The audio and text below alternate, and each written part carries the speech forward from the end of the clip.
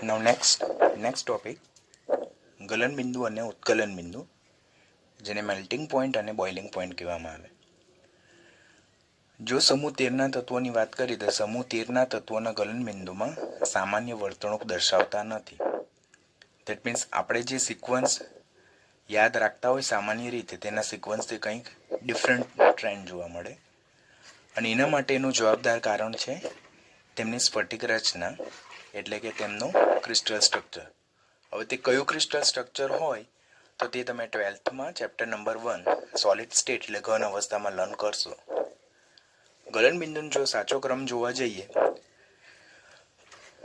તો boron is greater than aluminium, is greater than gallium, is less than indium અને is less than thallium. Again repeating, boron is greater than aluminium, is greater than gallium, is less than indium, is less than thallium. માટે જો value જોઈએ આપણે તો સૌથી કા વધારે ગલન બિંદુ બોરોનના છે અને સૌથી ઓછા ગલન બિંદુ છે તે કોના છે? ગેલિયમના છે. તો અહીંયાથી પહેલો ક્વેશ્ચન પૂછાઈ શકે સમૂહ 13ના તત્વોના ગલન બિંદુનો સાચો ક્રમ, અને બીજો ક્વેશ્ચન પૂછાઈ શકે સમૂહ 13ના કયા તત્વોનું ગલન બિંદુ સૌથી વધારે છે અને કયા તત્વનું ગલન બિંદુ સૌથી કા ઓછું છે. આમ સમૂહ 13ના તત્વોની જો વાત કરીએ તો ગલન બિંદુમાં આપણને સામાન્ય સિક્વન્સ જોવા મળતી નથી. આ સમૂહ 13ના તત્વોનું જો ઉત્કલન બિંદુ એટલે કે બોઇલિંગ પોઈન્ટ વિશે જો આપણે ડિસ્કશન કરીએ તો સમૂહમાં ઉપરથી નીચે તરફ જતા ઉત્કલન બિંદુમાં સામાન્ય વર્તણૂક જોવા મળે, એટલે કે ઉપરથી નીચે તરફ જઈએ તેમ ઉત્કલન બિંદુ સામાન્ય રીતે ઘટવાનું વલણ દર્શાવે. That's a normal behaviour.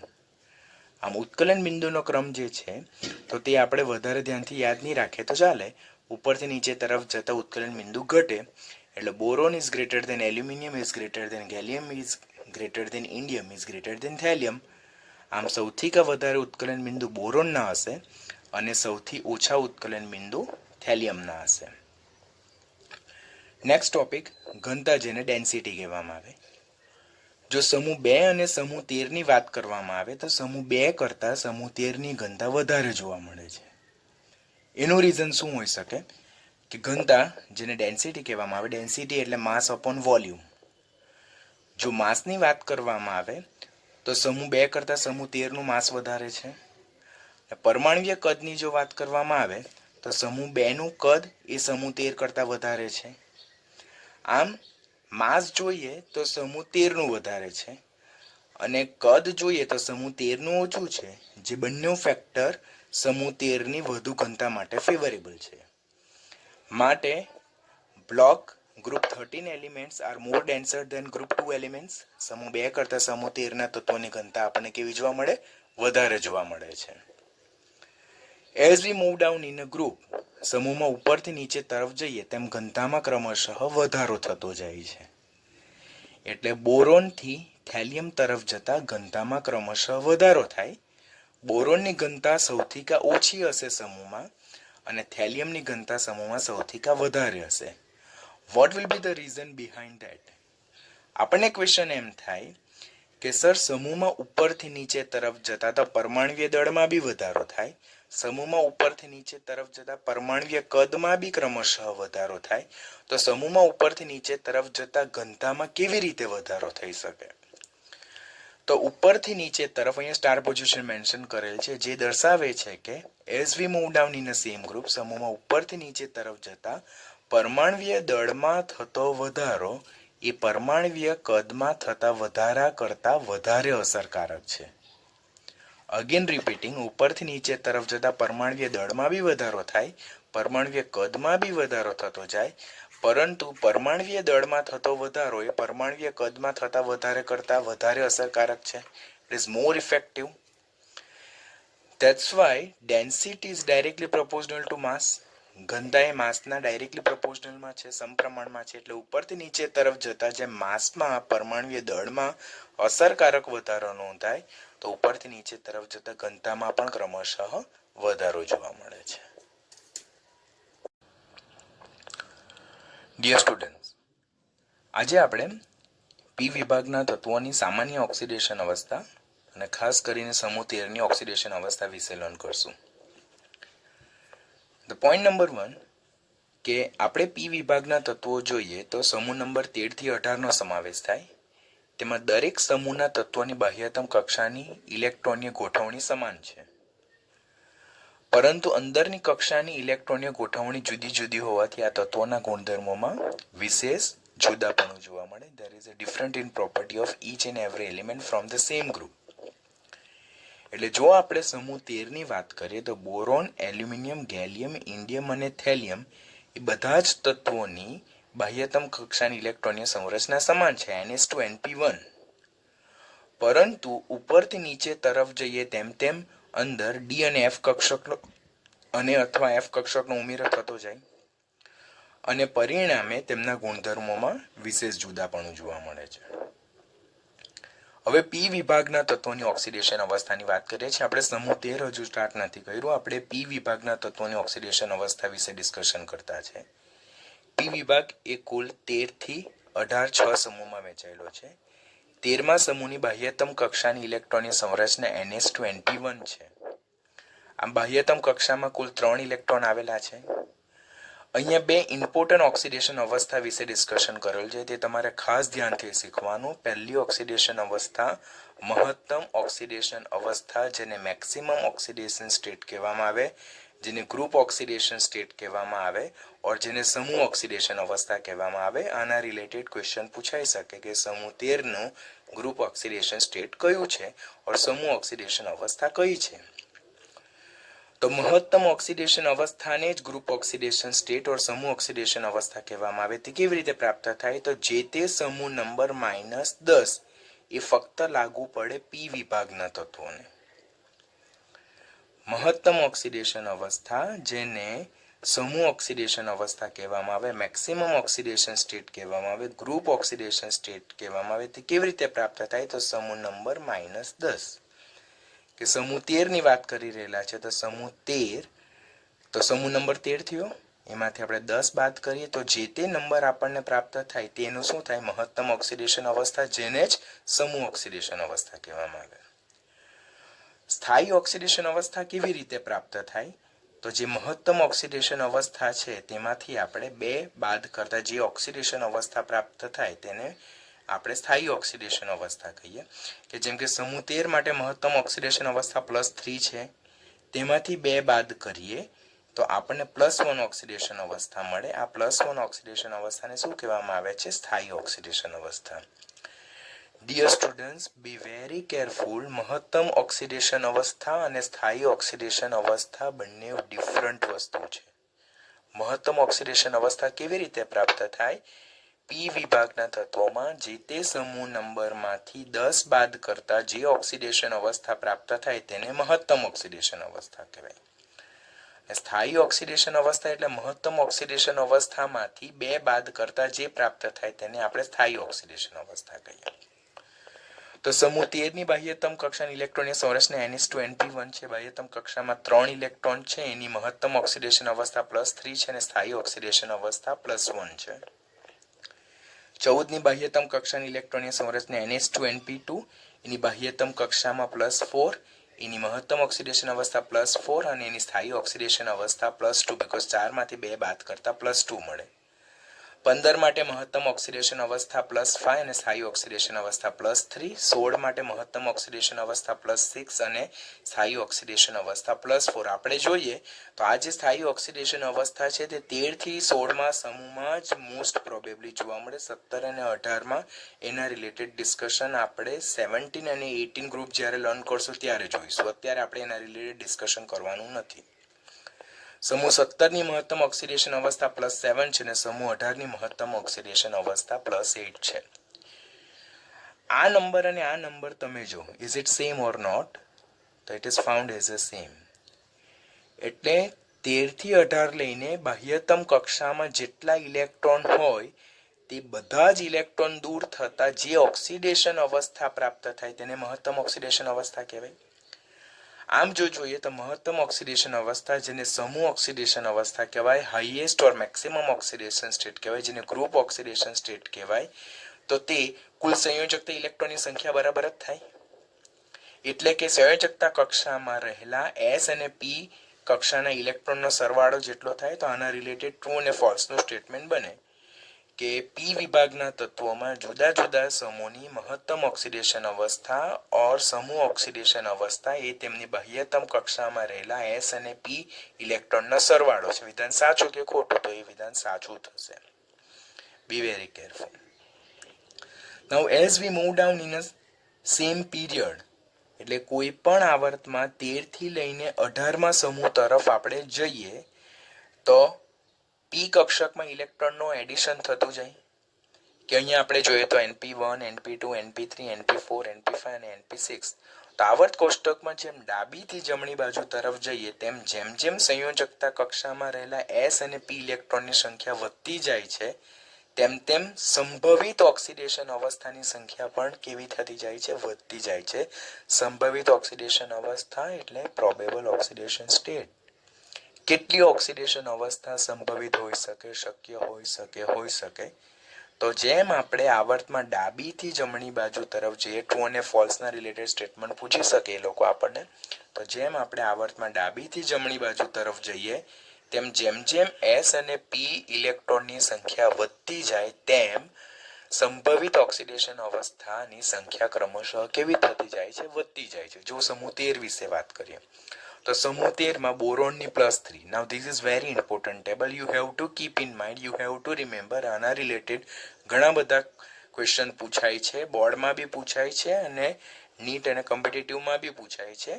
અને આ જ ક્વેશ્ચન 15, 16, 17 અને 18 નો તમે 12મા ધોરણમાં બી પાછો સેમ તમે સ્ટડી કરવાના છો. 13માં બોરોનની +3, એલ્યુમિનિયમની +3, ગેલિયમ, ઇન્ડિયમ અને થેલિયમ +3 અને +1 ધરાવે. તો ક્વેશ્ચન પૂછાય બોરોનની કઈ ઓક્સિડેશન અવસ્થા શક્ય છે? તો +3. એલ્યુમિનિયમની +3, જ્યારે ગેલિયમ, ઇન્ડિયમ અને થેલિયમ +3 અને +1 બંને પ્રકારની ઓક્સિડેશન અવસ્થા ધરાવે. Very important question. કાર્બનની +4 અને -4, સિલિકોનની +4, પછી જર્મેનિયમ, ટીન અને લેડ +4 અને +2 ધરાવે છે. સમૂહ 15 માં nitrogen +5 to -3, phosphorus arsenic +5, +3, -3, antimony અને બિસ્મથ +5 અને +3 ધરાવે. 16માં ઓક્સિજન -2, -1, +1, +2, સલ્ફર, સિલેનિયમ, ટેલુરિયમ -2 અને +2 ધરાવે છે. +4 અને +6 પણ આવશે. +4 અને +6 છે તે પછી આપણે નેક્સ્ટમાં જોવાનું થાય. અહીંયા આપણે +4 અને +6 પણ જોવાનું થાય. 17માં ફ્લોરિનનું -1, ક્લોરિન, બ્રોમિન, આયોડિન +7, +5, +3, +1 અને -1 છે. 18માં નિયોન અને આર્ગન એ નિષ્ક્રિય વાયુ તત્વો જે કોઈ જાતના સંયોજનો બનાવતા નથી, તેનો ઓક્સિડેશન આંક હંમેશા 0. ક્રિપ્ટોન રેર કેસમાં ફ્લોરિન સાથે +2 અને +4 ધરાવતા સંયોજનો રચે અને ઝેનોન ઓક્સિજન અને ફ્લોરિન જેવા પ્રબળ વિદ્યુત ઓક્સિજન અને ફ્લોરિન સાથે જ પ્રબળ વિદ્યુત ઋણમય તત્વો સાથે +2, +4, +6 અને +8 ઓક્સિડેશન અવસ્થા ધરાવતા ફ્લોરાઇડ, ઓક્સાઇડ અને ઓક્સીફ્લોરો ઓર ઓક્સીફ્લોરાઇડ સંયોજનો બનાવે છે. તો this is one of the very important table. Already આપણે રેડોક્સમાં આ ટેબલ વિશે લર્ન કરેલું છે, પણ પી વિભાગના individual group wise be this is one of the very important table. તમારે ખાસ ધ્યાનથી શીખવાનું. હવે આપણે 13મા સમૂહની વાત કરવાના છે. તો 13મા સમૂહમાં પ્રથમ તત્વ બોરોન +3, બીજું તત્વ એલ્યુમિનિયમ +3, ગેલિયમ, ઇન્ડિયમ, થેલિયમ +3 અને +1 ઓક્સિડેશન અવસ્થા ધરાવે. તો અત્યારે આટલી વસ્તુ તમારે યાદ રાખવાની છે, બીકોઝ હવે પછી આપણે આના રિલેટેડ ડિસ્કશન કરવાના છે. અત્યારે જોયું તે અનુસાર બોરોન, કાર્બન અને નાઇટ્રોજન જે અનુક્રમે સમૂહ 13, 14 અને 15ના પ્રતિનિધિ તત્વ છે, that means first element of the same group, તે સમૂહમાં હલકા તત્વો જેમ કે બોરોન, કાર્બન, નાઇટ્રોજનમાં સમૂહ ઓક્સિડેશન અવસ્થા, મહત્તમ ઓક્સિડેશન અવસ્થા સૌથી વધુ સ્થાયી હોય છે. હજુ પણ કહું છું, 13મો સમૂહ જેને બોરોન સમૂહ કહેવાય, 14મો સમૂહ જેને કાર્બન સમૂહ કહેવાય અને 15મો સમૂહ તેને નાઇટ્રોજન સમૂહ કહેવાય. તેનું પ્રથમ તત્વ પ્રતિનિધિ તત્વ જેને હલકું તત્વ કહેવામાં આવે, બીકોઝ એમની ડેન્સિટી ઓછી હોય, તો તેમની સ્થાયી ઓક્સિડેશન અવસ્થા કઈ છે? તો સમૂહ ઓક્સિડેશન અવસ્થા. અને સમૂહ ઓક્સિડેશન અવસ્થા તે કઈ? મહત્તમ ઓક્સિડેશન અવસ્થા. Just only we learn. એટલે ક્વેશ્ચન પૂછવામાં આવે બોરોનની નીચેનામાંથી કઈ સ્થાયી ઓક્સિડેશન અવસ્થા, તો તે +3 હશે, કાર્બનની +4 હશે અને નાઇટ્રોજન માટે +5. જે મહત્તમ ઓક્સિડેશન અવસ્થા છે તે વધુ સ્થાયી ઓક્સિડેશન અવસ્થા થશે.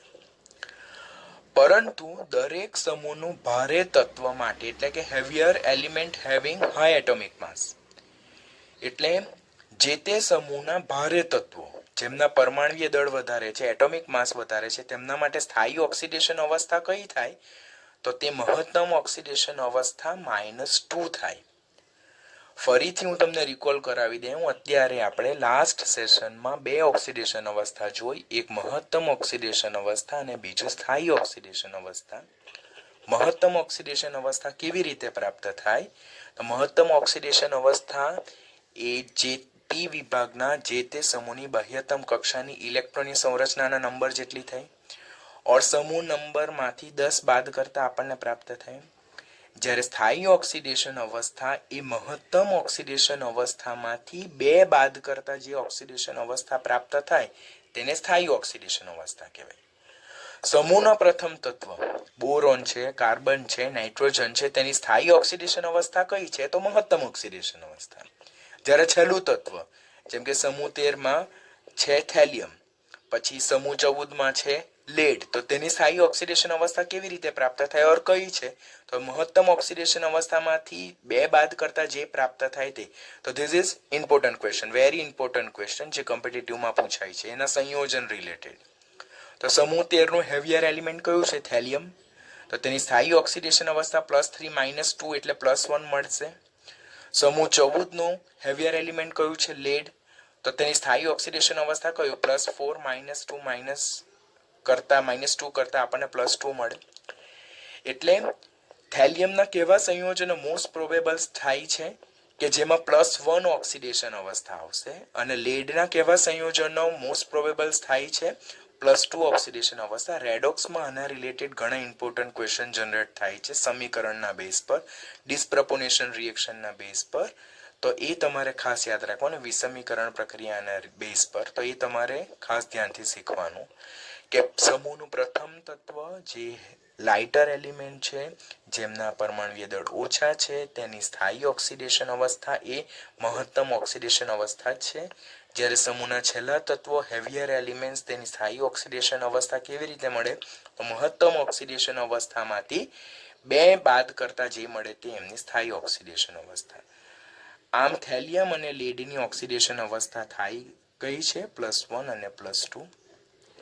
હવે ઘણાના માઇન્ડમાં ક્વેશ્ચન એમ થાય કે સર આ 2 શા માટે બાદ કરો છો, તો આમ સમૂહ ઓક્સિડેશન અવસ્થામાંથી 2 એકમ જેટલી ઓછી ઓક્સિડેશન અવસ્થાની પ્રાપ્તિને નિષ્ક્રિય યુગ્મ અસર ઓર ઇનટ પેર ઇફેક્ટ કહેવામાં આવે છે, જે આપણે અગાડી જતા સમજવાના છે. આ સેશનમાં જ આપણે અગાડી જતા શીખવાના છે ઇનટ પેર ઇફેક્ટ, જેને નિષ્ક્રિય યુગ્મ અસર કહેવાય. હું અત્યારે અગાડી તમને શીખવાડીશ. સમૂહ 13 વિશે ડિસ્કશન કરીએ તો સમૂહ 13 ની ઓક્સિડેશન અવસ્થા. હવે સમૂહ 13 ના તત્વોની બાહ્યતમ કક્ષાની ઇલેક્ટ્રોનની સંરચના શું જોઈએ આપણે અત્યારે, NH2np1 હોવાથી તેમની સામાન્ય ઓક્સિડેશન અવસ્થા તો +3 છે, આપ કોઈને બી ખ્યાલ આવે. લાસ્ટ ટેબલ રેફર કર્યું તેમાં જોઈએ તો બોરોન અને એલ્યુમિનિયમની ઓક્સિડેશન અવસ્થા +3 છે.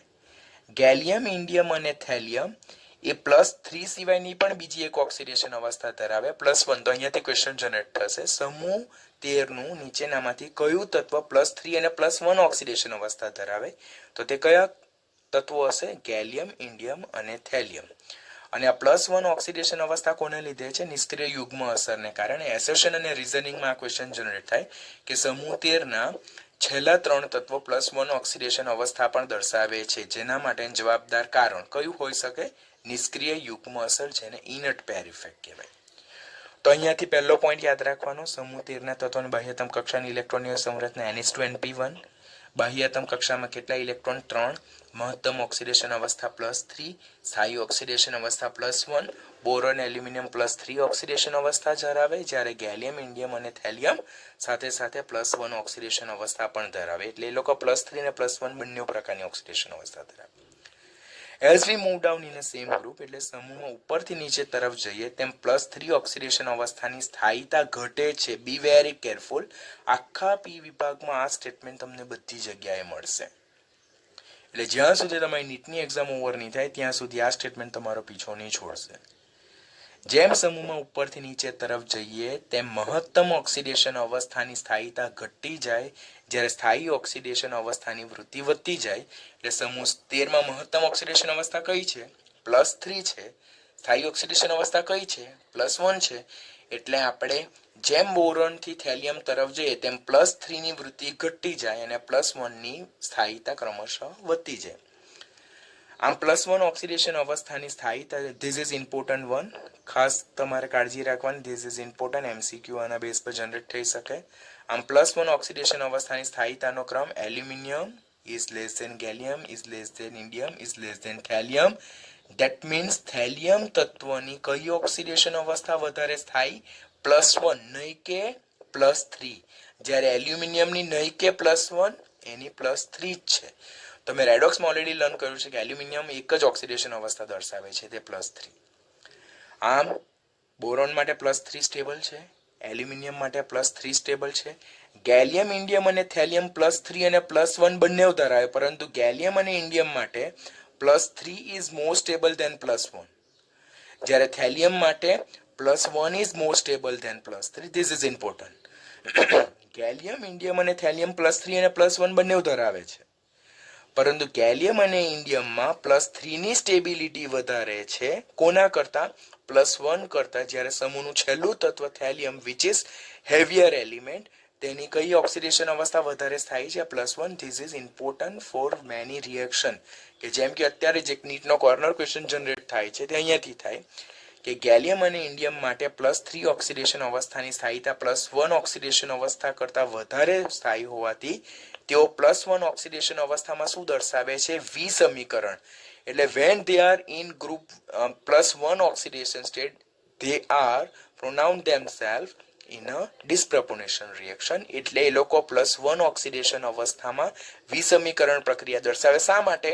મોર સ્ટેબલ +3 ઓક્સિડેશન અવસ્થા પ્રાપ્ત કરવા માટે. This is important one. Reaction corner reaction છે, તમને ઇઝીલી યાદ આવવાનું નથી. ગેલિયમ અને ઇન્ડિયમ જ્યારે +1 ઓક્સિડેશન સ્ટેટમાં હોય તો એ +1 ઓક્સિડેશન અવસ્થા તેમની સ્થાયી ઓક્સિડેશન અવસ્થા નથી.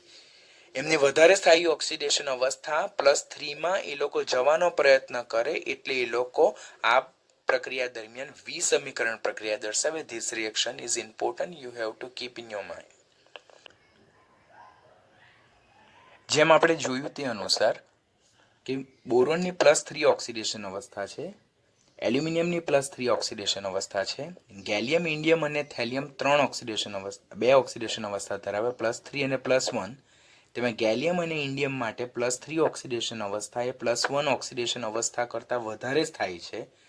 માટે ગેલિયમ અને ઇન્ડિયમ +1 ઓક્સિડેશન અવસ્થામાં V સમીકરણ પ્રક્રિયા દર્શાવીને +3 ઓક્સિડેશન અવસ્થામાં એ રૂપાંતર પામશે, એટલે V સમીકરણ પ્રક્રિયા દર્શાવે. જ્યારે થેલિયમની વાત કરી તો just only we learn that કે થેલિયમ પણ +3 અને +1 ઓક્સિડેશન અવસ્થા દર્શાવે. એ સમૂહનું છેલ્લું તત્વ છે, હેવિયર એલિમેન્ટ છે, ભારે તત્વ છે, તો તેની +1 ઓક્સિડેશન અવસ્થા વધારે સ્થાયી છે. કોના કરતાં? +3 ઓક્સિડેશન અવસ્થા કરતાં. આમ થેલિયમના થેલસ સંયોજનો એટલે કે થેલસ હાઇડ્રોક્સાઇડ અને થેલસ પરક્લોરેટ એ થેલિક સંયોજનો કરતાં વધારે સ્થાયી છે. ઓલરેડી રેડોક્સમાં લર્ન કરેલું છે તે મુજબ કે થેલિક એટલે +3 ઓક્સિડેશન અવસ્થામાં અને થેલસ એટલે +1 ઓક્સિડેશન અવસ્થા. જેમ ફેરસ એટલે +2 નીચી ઓક્સિડેશન અવસ્થા અને ફેરિક એટલે +3 ઓક્સિડેશન અવસ્થા. સ્ટેનસ એટલે +2 ઓક્સિડેશન અવસ્થા. સ્ટેનિક એટલે +4 ઓક્સિડેશન અવસ્થા. તેમ થેલસ એટલે +1 ઓક્સિડેશન અવસ્થા, નીચી ઓક્સિડેશન અવસ્થા, અને થેલિક એટલે +3. થેલિયમ માટે કઈ વધારે સ્થાયી છે? થેલસ. That means +1 oxidation avastha is found as more stable than +3 oxidation state, that is thalic compound. હવે માટે થેલિયમ ક્ષાર જ્યારે +3 ઓક્સિડેશન સ્ટેટમાં હોય ત્યારે એ પ્રબળ ઓક્સિડેશન કરતા તરીકે વર્તે. It will act like a strong oxidising agent. Oxidation કરતા એટલે શું? કે જે પોતે રિડક્શન પામે છે. હવે આપણને એમ થાય કે સર થેલિયમ +3 આયન એટલે કે થેલિક સંયોજનો શા માટે પ્રબળ ઓક્સિડેશન કરતા તરીકે વર્તે છે? તો Tl+3 એ થેલિયમની સ્થાયી ઓક્સિડેશન અવસ્થા નથી, થેલિયમની +1 ઓક્સિડેશન અવસ્થા સ્થાયી છે, માટે +3 ઓક્સિડેશન અવસ્થા જે ઓછી સ્થાયી ઓક્સિડેશન અવસ્થા છે તે 2 ઇલેક્ટ્રોન મેળવીને +1 ઓક્સિડેશન અવસ્થા એટલે કે વધુ સ્થાયી ઓક્સિડેશન અવસ્થામાં રૂપાંતર પામે અને તેનો રિડક્શન પોટેન્શિયલ રીપો જેને આપણે કહીએ તે પણ પ્લસમાં છે, જે દર્શાવે છે કે થેલિયમના +3 ઓક્સિડેશન અવસ્થા ધરાવતા સંયોજનો ક્ષાર સોલ્ટ એ પ્રબળ ઓક્સિડેશન કરતા તરીકે વર્તે, જે રિડક્શન પામીને વધુ સ્થાયી એવા થેલિયમ પ્લસ આયનમાં રૂપાંતર પામે છે. હવે આપણને ક્વેશ્ચન થાય કે સર આટલી બધી સ્ટોરી ખબર પડી પણ એક શબ્દ વારંવાર આવ્યો નિષ્ક્રિય યુગ્મ અસર, કે જે સમૂહ 14 માં પણ આવશે, 15 માં પણ આવશે અને 16 માં બી આવશે. બોરોન અને એલ્યુમિનિયમની +3 ઓક્સિડેશન અવસ્થા હોય હંમેશા. ગેલિયમ ઇન્ડિયમ અને થેલિયમ એ +3 ઓક્સિડેશન અવસ્થાને +1 ધરાવે, જેમાં ગેલિયમથી થેલિયમ તરફ જતા ખાસ ધ્યાન રાખશો, ગેલિયમથી થેલિયમ તરફ જતા +3 ની સ્થાયીતા ક્રમશઃ ઘટી જાય છે, જ્યારે +1 ની સ્થાયીતા ક્રમશઃ વધતી જાય છે, અને જેનું મૂળભૂત કારણ શું છે? નિષ્ક્રિય યુગ્મ અસર, જેને કહેવાય ઇનર્ટ પેર ઇફેક્ટ.